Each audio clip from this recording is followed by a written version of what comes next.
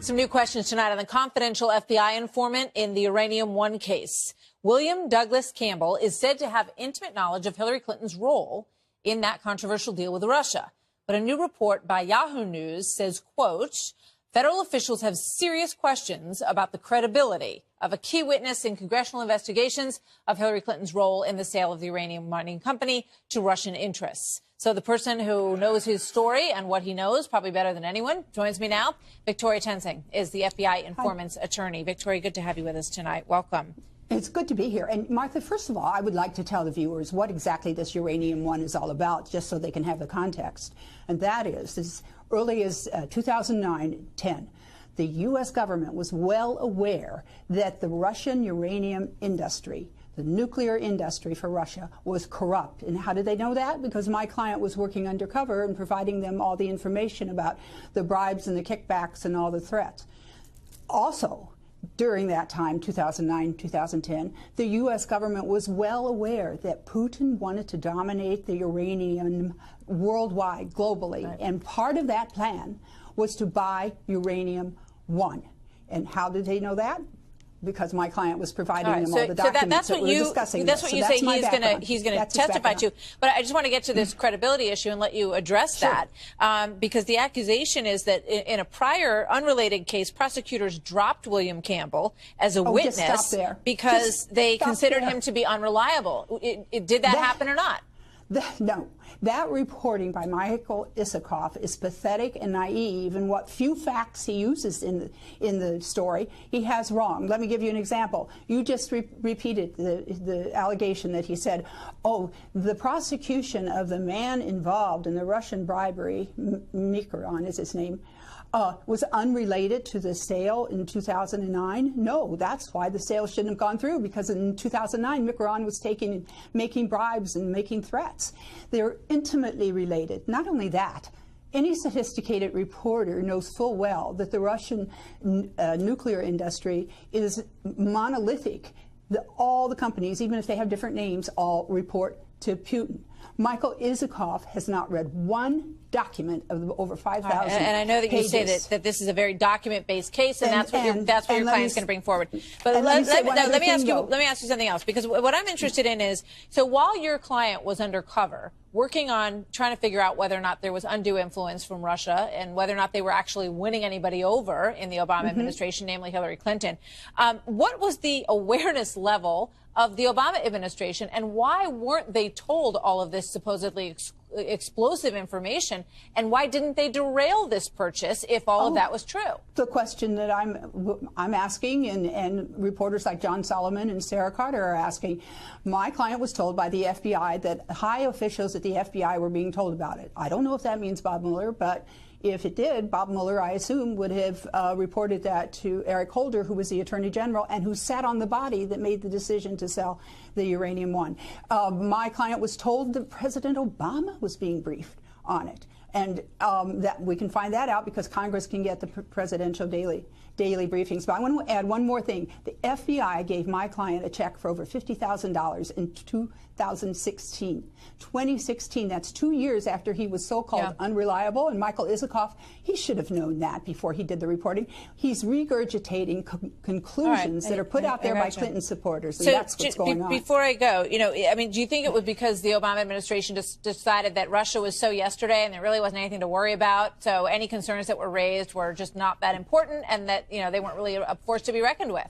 I think that they were into their reset. Remember, 2009, 2010, this was into the big reset, and Obama thought that his charms were going to woo the Russians and everybody would be hunky-dory. Yeah. And it didn't work out that way. Hillary Clinton certainly doesn't feel that way now. All right, Victoria, thank you very much. Good to talk to you tonight. Welcome back to the Ingram Angle. As the John Conyers harassment scandal engulfs the Democratic Party, Nancy Pelosi is trying to put out the PR fire with just a little touch of gasoline. We are strengthened by due process. Just because someone is accused, and was it one accusation? Is it two? I think there has to be. John Conyers is an icon in our country. He has done a great deal to protect women. He will do the right thing. And is the right thing what? resign? He will do the right thing in terms of what he knows about his situation, that he's entitled to due process, but women are entitled to due process as well. I can't even diagram those sentences. I try every day, but it never works. Pelosi's comments are creating the obvious blowback, not only from Republicans, but even also from some progressives. Democrats are fearing that the leader's comments reveal a party more concerned maybe with politics than protecting women. And let's face it, for all their war on women talk, the Democrats' message, in some cases, is just always talk. As the president declared in his State of the Union address, when women succeed, America succeeds. That's not just a phrase, it's a statement of fact. House Democrats agree. When women succeed, America succeeds. That was our bus trip. That's our agenda. We know one thing for sure, that when women succeed, America succeeds. And when women succeed, as my colleague said, the world succeeds. That's nice. And now Pelosi has put out a statement late today trying to walk some of those other comments on Meet the Press back. But the question remains, do the Democrats really stand with women? Or only when it might be politically convenient? Joining us now to discuss is Scott Bolden, former chairman of the Washington, D.C. Democratic Party, and Congressman Steve Russell, a Republican from Oklahoma. Even Gregory Meeks has said that he thinks John Conyers, he thought he should have stepped down as ranking member. But I got to go to you, Scott, on this. Nancy Pelosi, I couldn't even follow what she was saying in that appearance at Meet the Press. And look, the Republicans have trouble on some of these Sunday shows as well. But she said, and we cut this out of the soundbite, what she said, she's not really familiar with the cases. She gets really familiar really fast with allegations against Republicans. This is John Conyers, who has been in Congress for 52 years. And yet Nancy is willing to, or he needs due process and all due process, so it's nice to hear finally. Men get due process. Well, but the Republicans and the Democrats on the Hill believe that as well. Not just due process, but the Ethics Committee should go there. I think what Nancy Pelosi, in her inartful way, was trying to say is that he can be both of those things. He can be an icon, he can fight for women, and he can have these sexual allegations. None of it's good, none of it's appropriate, and I also think that behind the scenes, before the deal was cut, she knew that he was going to step down, which he did the next day, and if she's walking back, it's only because she was inartful about it. But the fact of the matter is she supports Congressman Speyer's bill, she supports adding resources to the ethics investigators, she supports non-disclosures going away, and she supports that the public funds should not go to settle some of these lawsuits. And so those are the most important things. Congressman, Nancy Pelosi had never talked about this shush fund, as we call it here. Never talked about it before. Settlement for all these bad actors. Don't know who these people are still, and so now it's kind of getting some traction. We talked about it, I think, first on cable, and now it's everywhere. But John Conyers, he's been in there for 52 years.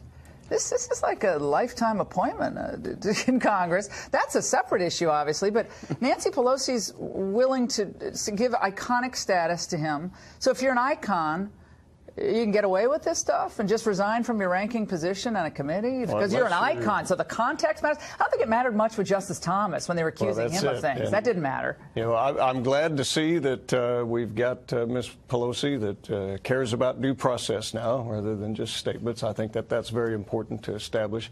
But look, I think where the American public is outraged is there's allegedly $16 million of government taxpayer money that's going to hide. Did you know about this, Congressman? Absolutely not. I'm on the oversight and government. Anything else that you guys don't know about up there? I'm on the oversight and government. It's like it's only $17 million bucks. But here's what I do know about. Even if that money were set aside, you can't use your MRA office funds to pay off somebody for some allegation. This has to be looked into. My question is, absolutely, why aren't, if he's admitted these settlements already, Al Franken's admitted his conduct. Like, I'm not for... Well, the photos kind of... Yeah, he already came out of it. But why, if there's such a concern about women, we're always concerned about women in general. Women's reproductive rights, women this, we're for women, we're violence against women.